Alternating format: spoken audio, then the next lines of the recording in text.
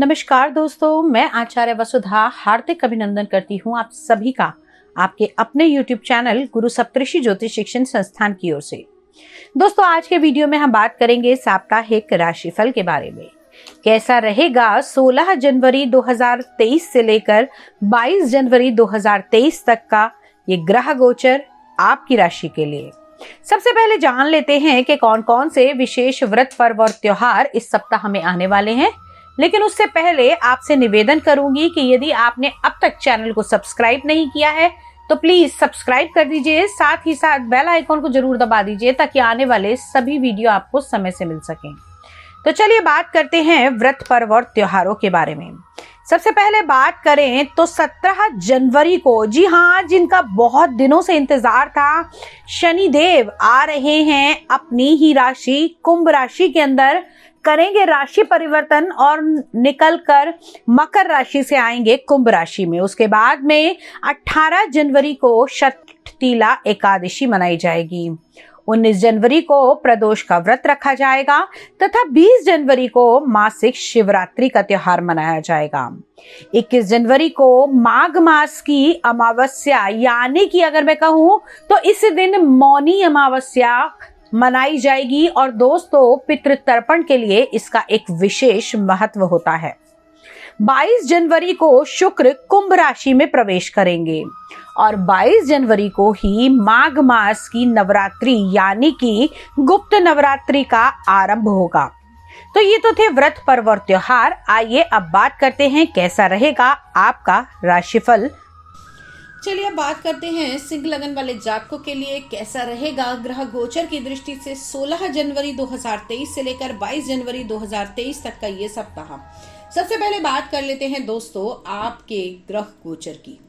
अगर मैं बात करूं सिंह लगन की, तो अभी आपकी कुंडली के तीसरे भाव में केतु का गोचर चल रहा है। बुध गोचर भ्रमण कर रहे हैं कुंडली के पंचम भाव में। वहीं सूर्य, शुक्र और शनि की युति बनी हुई है आपकी कुंडली के छठे भाव में। देवगुरु बृहस्पति कुंडली के अष्टम भाव में गोचर कर रहे हैं। राहु का गोचर चल रहा है कुंडली के नवम भाव में, भाग्य भाव में, और मंगल कुंडली के दशम भाव में गोचर कर रहे हैं। इसके अलावा दोस्तों चंद्रमा जो हर 2.25 दिन में राशि परिवर्तन करते हैं, इस सप्ताह गोचर भ्रमण करेंगे आपकी कुंडली के तीसरे भाव, चतुर्थ भाव, पंचम भाव और छठे भाव के अंदर। अब जानते हैं इस ग्रह गोचर का आपके जीवन पर क्या प्रभाव पड़ने वाला है। सबसे पहले बात कर लेते हैं शुरुआत आपके लग्नेश से ही। जी हाँ, सिंह राशि वाले जातकों के लिए सबसे बड़ी बात, जब भी ये महीना आता है यानी कि जब सूर्य मकर राशि में प्रवेश करते हैं तो सूर्य सभी के लिए उत्तम होते हैं, लेकिन सिंह राशि वाले जातकों के लिए लगन के स्वामी इस समय छठे भाव के अंदर होते हैं, तो थोड़ा सा कॉन्फिडेंस लेवल की कमी आती है। इससे बचने के लिए आप लोगों को सूर्य की उपासना करनी चाहिए, सूर्य के मंत्रों का जाप करना चाहिए और जितना अधिक हो सके उतना सूर्य की उपाय करने चाहिए। अब सिंह लगन वाले जातकों के लिए एक चीज और बता दूं कि अगर आपको सरकारी जॉब पानी है और सरकारी जॉब नहीं मिल रही तो ये टाइम पीरियड सबसे एप्रोप्रिएट है सूर्य की उपासना करने के लिए। सरकारी जॉब पाने के लिए आप हमारे चैनल पर वीडियो देख सकते हैं, वहां से आपको वीडियो मिल जाएगी कि किस प्रकार सरकारी जॉब पाने के लिए सूर्य के उपाय किए जा सकते हैं।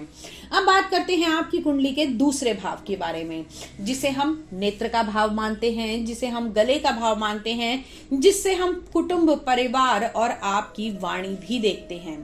तो इसके स्वामी अभी पंचम भाव में है, तो आपकी वाणी से प्रेरित होकर लोग आपके प्रेम वशीभूत होंगे। यानी कि अगर मैं बात कहूं कि आपके परिवार में अगर आपने कोई बात कह दी तो वो बात आपके परिवार के सदस्यों के लिए पत्थर की लकीर होगी। साथ ही साथ आपकी संतान भी इस समय आपको फुल फ्लैश फॉलो करने वाली है। अगली बात ये करूं कि इस समय में जो लोग गायन, वादन या लेखन के कार्य से जुड़े हुए हैं उन लोगों की रचनाओं से उनको प्रख्याति मिलेगी। साथ ही साथ आपके अगर आप सोशल मीडिया से जुड़कर कोई काम करते हैं तो आपकी की हुई पोस्ट इस समय में वायरल भी हो सकती है। तो बहुत मन लगाकर काम कीजिए, बहुत सोच समझकर आगे चलिए। अब बात करते हैं कुंडली के तीसरे भाव के बारे में। कुंडली का तीसरा भाव जो हमारे दोस्तों, मित्र, संबंधी, यात्राएं, बल, पराक्रम और रिस्क फैक्टर का माना जाता है। इसके अंदर केतु का गोचर चल रहा है। कहीं ना कहीं इन सभी चीजों में एक छोटा सा कट लगकर आपको मिल रहा है। जितनी भी चीजों की आपने अपेक्षा की है उतना आपको अधिक नहीं मिल पा रहा।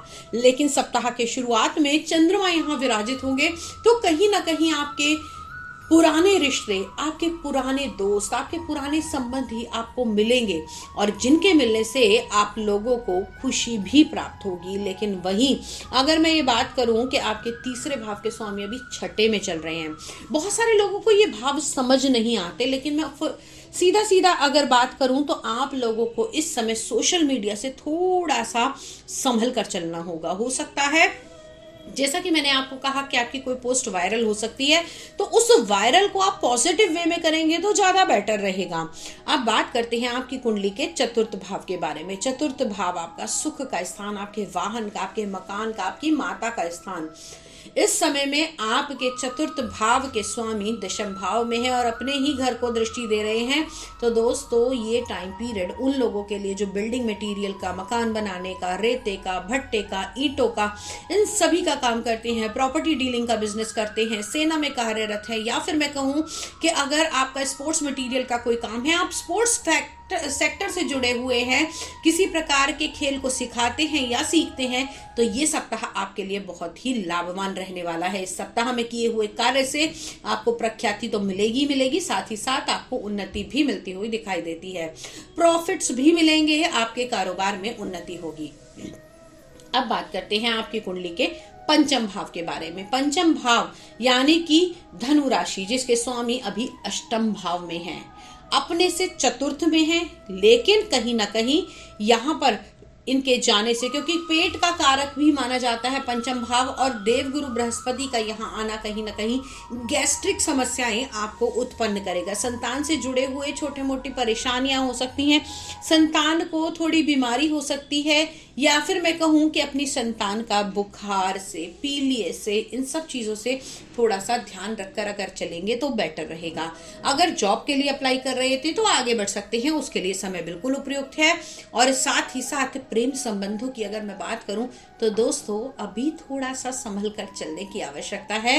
हो सकता है कहीं गाड़ी पटरी से ना उतर जाए, क्योंकि एक तो प्रेम संबंधों का स्वामी देवगुरु बृहस्पति अभी अष्टम भाव में है, मृत्यु के भाव में है, वहीं दूसरा शुक्र भी अभी छठे भाव के अंदर चल रहे हैं, तो अभी थोड़ा सा अवॉइड करके चलेंगे तो ज्यादा बेटर रहेगा।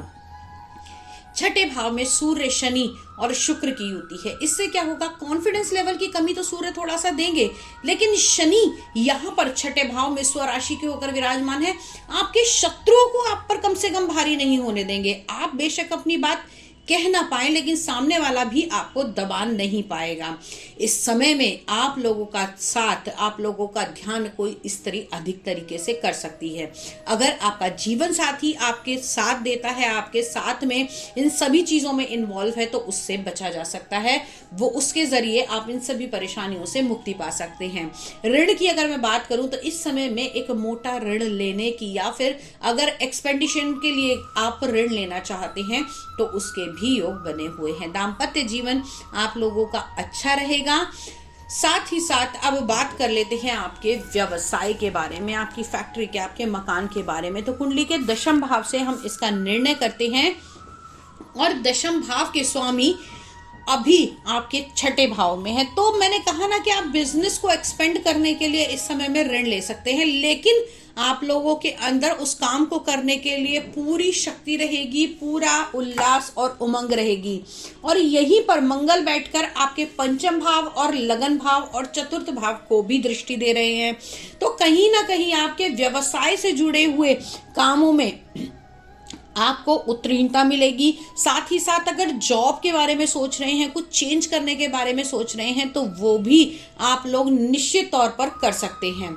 इस समय में आप लोगों को अपने कार्यस्थल पर थोड़ा सा नरमी से काम लेना होगा। आप लोगों का उग्र स्वभाव, आप लोगों का तेज बोलना, आप लोगों का गुस्सा दिखाना आपके काम में थोड़ी सी अड़चने पैदा कर सकता है। तो थोड़ा सा संभल कर अगर आप चलेंगे तो कार्य में भी आपको उन्नति मिलती हुई दिखाई देगी। इस सप्ताह में क्या करें और क्या ना करें?